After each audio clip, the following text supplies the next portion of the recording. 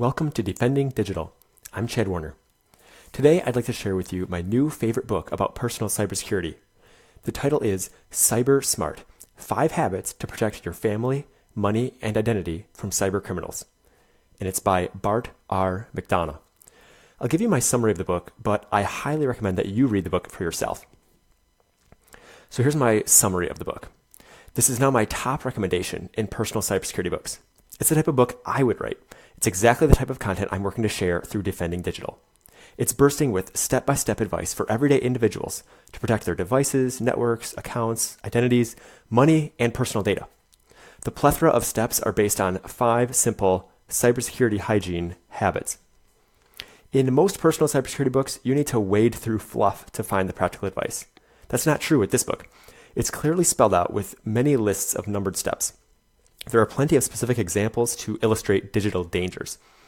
I like how common myths are dispelled by facts. Much of the advice is repeated from section to section. This is fine if you treat the book as a reference, but it's tiring if you read it cover to cover as I did. Some of the stories are slightly longer than necessary to make their point.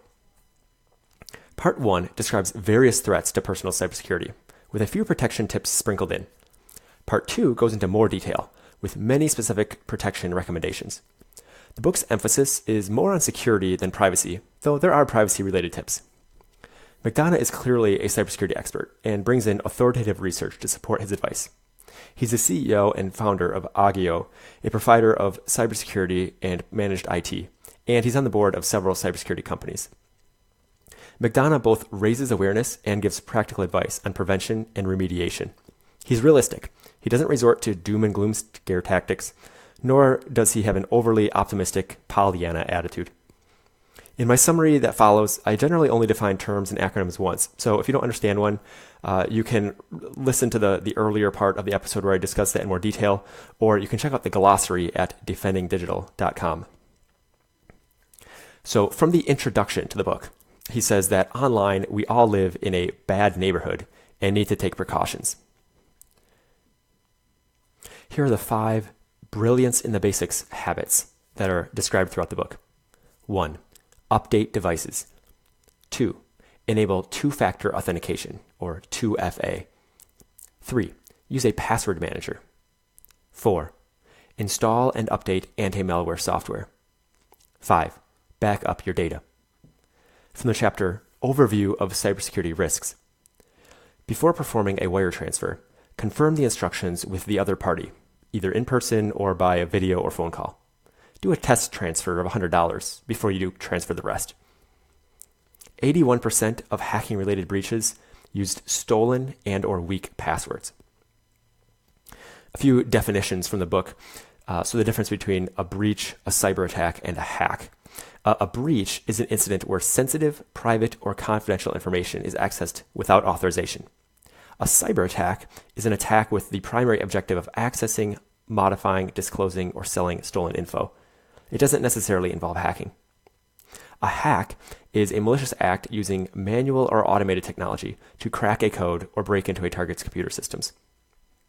From the chapter Attackers, 90% of hackers are under age 34, 97% are male, 45% have full-time jobs and hack in their spare time, according to a HackerOne study. 72% of hackers hack for the money, 71% for fun, 66% for the challenge, and 51% to do good. 80% of black hat hackers are connected to criminal organizations. From the chapter Attack Methods, phishing is the most common way individuals are hacked. Phone numbers can be spoofed easily, so don't provide personal info by phone or SMS/text unless you verify the recipient is valid and there's a true need. To guard against cryptojacking, use anti-malware and a browser plugin that can block it. Also, monitor your CPU levels and your computer processes. The FBI says that you shouldn't pay ransomware ransoms because the bad actor who has your files may not decrypt them, and paying them encourages that behavior. If you receive a call claiming to be tech support, hang up and call the support number on the company website, or submit a help desk ticket through the company website. The FBI says if you receive a suspicious call demanding money in a short time period for the sake of your family or friends, hang up or use a different form of communication to check with the referenced family member or friend. To protect yourself from robocalls, a few steps. 1. See if your phone carrier has robocall protection. 2. Get a robocall blocking app, such as Nomo Robo. 3. Don't answer unknown calls. From the chapter Attack Vectors. Financial institutions will never ask you for your password or your two-factor authentication passcode by email, SMS, text, or phone. They only ask on their website. In your devices, disable the setting that allows those devices to connect to open Wi-Fi. From the chapter Brilliance in the Basics. There's far less malware for Macs than for Windows, but there exist adware, spyware, potentially unwanted programs, sometimes called PUPs, P-U-P-S, for Macs that Apple's XProtect software doesn't guard against, but anti-malware software will. From the chapter Incident Response. So here's how to respond if you think you're a phishing victim. 1. Disconnect your computer from the internet. 2. Restart in safe mode. And to figure out how to do that, you can search safe mode and the name of your operating system to find instructions. Step 3. Back up to a secure external drive. 4. Check for malware. 5. From a known clean device, change the credentials of the account that was targeted. 6. Enable fraud alert and credit freeze with credit bureaus. Those would be Experian, Equifax, TransUnion, and Innovis.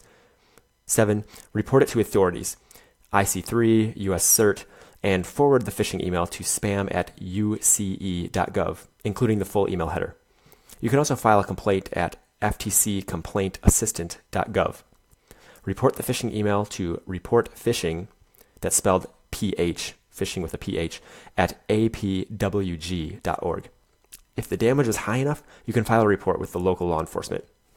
And you can also see identitytheft.gov for steps to minimize the risk of identity theft. Here's how to respond to ransomware. Step 1, gather evidence, any symptoms that you're seeing. Take screenshots and photos of the ransom note. 2, disconnect your computer from the internet. 3, restart your computer in safe mode. 4, use anti-malware to scan for ransomware. 5, use Crypto Sheriff, and there's a link in the notes that go along with this episode on defendingdigital.com to check for solutions. 6, search for additional decryption tools. You can search the word decryption and the name of the ransomware.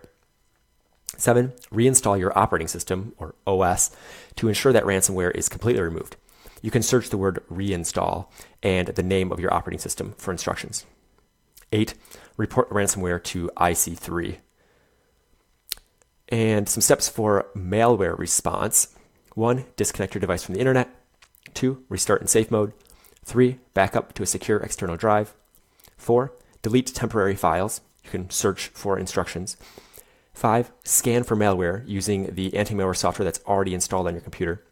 Then use a different computer to put malware bytes on a USB drive and use that to install it on the infected computer and scan with it. 6, reboot to normal mode. 7, scan for malware again. 8, install updates to your operating system and applications. 9, if you need to, fix your browser settings, things like your home page. 10, reinstall your operating system if your computer still seems infected, or if you just want to be sure to be clean. 11, change your credentials for all your accounts. And some steps for email compromise. 1, reset the password to a strong password. 2, enable two-factor authentication. 3, check your email settings for any sign of an attacker. 4, check your forwarding settings. 5, check your sent email. 6, change their credentials for all your accounts. From the chapter Protecting Your Identity. LifeLock has experienced multiple security issues and lawsuits. To protect your identity and credit. Step 1, freeze your credit with the credit bureaus. 2, put a security freeze on mobile numbers with NCTUE and on your bank accounts with checks systems. And there are links to those at defendingdigital.com. 3, opt out of pre-approved credit offers at optoutprescreen.com. 4, shred unnecessary sensitive documents. Store necessary sensitive documents in a locked safe. 5, remove mail from your mailbox as soon as possible. Dropping outgoing mail off at the post office is safer than putting it in your mailbox. 6. Beware phishing. Be careful with links and attachments. From the chapter, Protecting Your Children. Some steps to protect your child's identity. 1. See if your child has a credit file. If yes, review it. If not, open it. Do this with the 4 credit bureaus. 2. Freeze your child's credit. 3. Only give out your child's social security number when it's truly necessary. 4.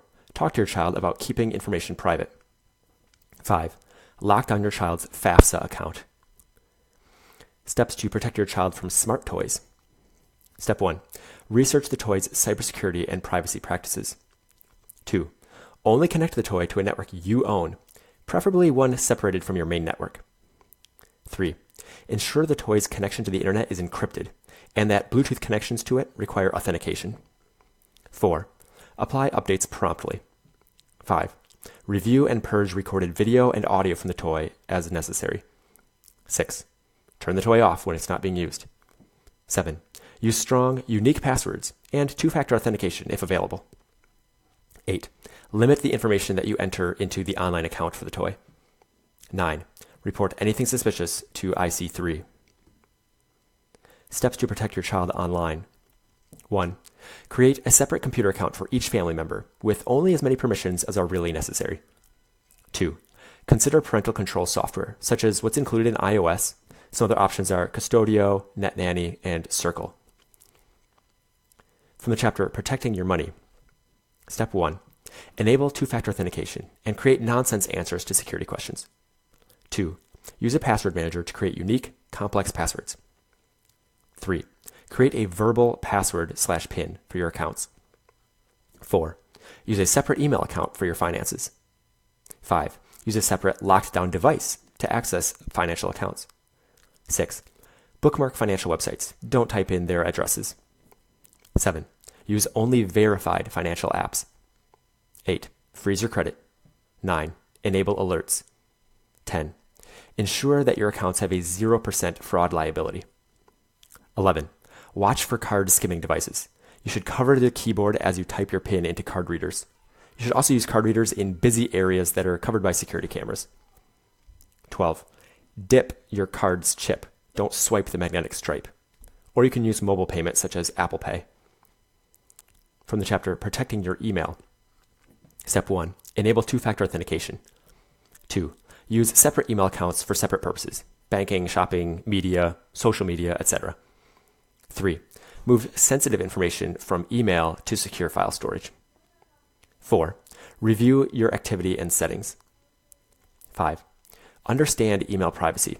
Consider a provider of end-to-end encryption, such as Proton Mail. From the chapter Protecting Your Files. Some recommended backup services: Backblaze, iDrive, Acronis TrueImage, Carbonite. From the chapter Protecting Your Website Access and Passwords.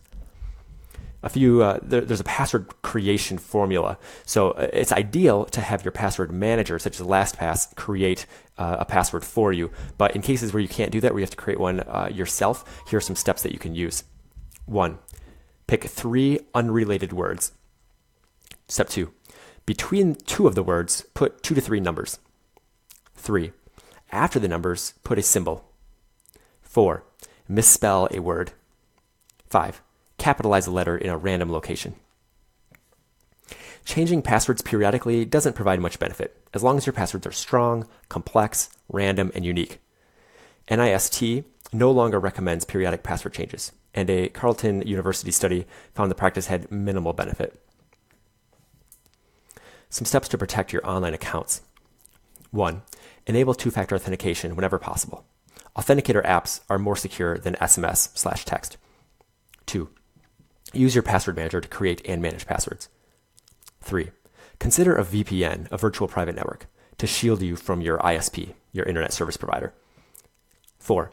Before clicking a link, hover over it to see the destination. If you're dealing with shortened URLs, you can expand them with the website Check Short URL. 5. Get alerts when the websites that you use are breached from your password manager or from the site haveibeenpwned.com. 6. When a site you use is breached, change your password as soon as possible. 7. Create nonsense answers to security questions. 8. Enable security and activity notifications. 9. Ensure that the site that you're visiting is encrypted using HTTPS before entering sensitive information. 10. Install ad blocking and script blocking browser extensions. 11. Do not use social logins, things like Google, Facebook, etc., that allow you to log into other websites. 12. Access your accounts from a secure device. 13. Review privacy settings. From the chapter, Protecting Your Mobile Devices. Some steps to protect against port-out scams. 1. Set a passcode/PIN on your mobile account. 2. Use an authenticator app, not SMS or text, for two-factor authentication. 3. Ask your phone company to enable a port freeze and a SIM lock. You can also set a SIM PIN on your phone. 4. Use Google Voice for accounts that only support SMS/text two-factor authentication.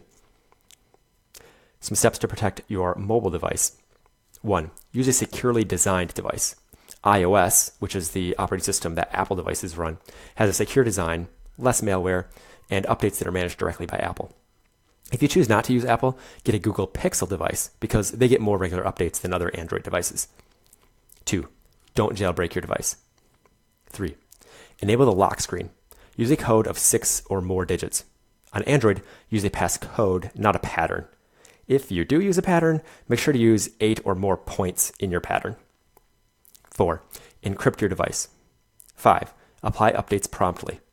6. Back up to the cloud. 7. Install apps only from the official App Store. 8. For Android, consider anti-malware. Bitdefender is rated highly. iOS, Apple devices do not need anti-malware. 9. Enable the Find My Device and Remote Wipe options. From the chapter Protecting Your Home Wi-Fi. A few steps. Step 1. Use a securely designed modern router. Buy it, don't rent it. Replace the router when there have been no firmware releases in the last year. 2. Lock down the router's admin console by setting a strong password. 3. Set the SSID, network name, to something generic that doesn't identify you. 4. Regularly update your router firmware.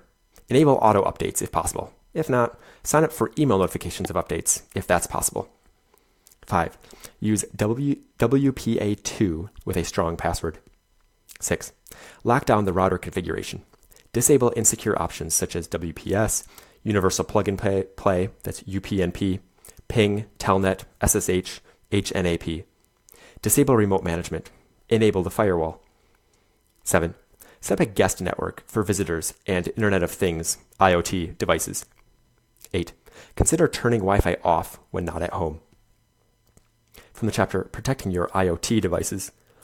Only wear wearables, things like fitness trackers and smartwatches, when necessary, and lock down their privacy settings. Researchers have used data from wearables to learn the pins and passwords with 90% accuracy. Some steps to protect IoT devices. 1. Buy from reputable companies. Research their security history and the frequency of updates. Ensure that you can change the device passwords. 2. Review the device's privacy policy. 3. Set strong passwords. 4. Install updates promptly. Enable auto updates if possible. If not, sign up for email notifications of updates if that's possible. 5. Install only verified apps. 6. Lock down security and privacy settings. 7. Secure your home Wi-Fi. Consider a separate network for IoT devices. 8. Disable features that you don't need. From the chapter Protecting Your Information When Traveling. Avoid USB charging stations, which can be hijacked. Use electrical outlets or a USB cable that does not carry data.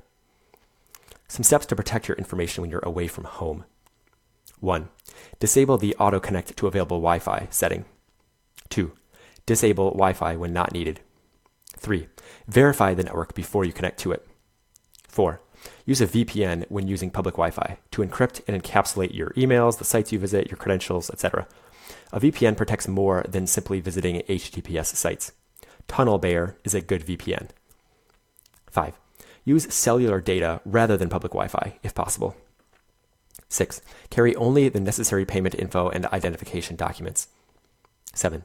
Don't post photos of your boarding passes, passport, or other travel documents. 8. Don't post about your trip. Disable location tracking on social media. Some steps to protect your info when you're traveling out of the country. 1. See the section immediately above. So those steps that I just read for traveling in general, or being away from home in general, those also apply when traveling out of the country. Step 2. Research country-specific travel advisories. 3. Remove sensitive info from devices and voicemail. 4. Take a burner or temporary phone, not your phone. 5. When you're having sensitive conversations, turn off your phone and remove the battery if that's possible. 6. Put black tape over your camera when you're not using it. 7. Use VPN. 8. Use private browsing. 9. Upon returning home, wipe the burner phone and laptop and change all your passwords. So I do recommend that you read this book. Again, the title is Cyber Smart: 5 Habits to Protect Your Family, Money, and Identity from Cyber Criminals. And the author is Bart R. McDonough. And we do have a resources page at defendingdigital.com that also has additional cybersecurity and privacy books. So I recommend that you read the book. I realize this summary is very long, but there's even more than this in the book. Because I've already talked about so much of the book's content and given you so much to think about already, I'm just going to limit my parting advice here to the 5 brilliance in the basics habits that are espoused in the book. 1. Update your devices. 2. Enable two-factor authentication, 2FA. 3. Use a password manager. 4. Install and update anti-malware software. 5. Back up your data. To learn more about personal cybersecurity and online privacy, visit defendingdigital.com.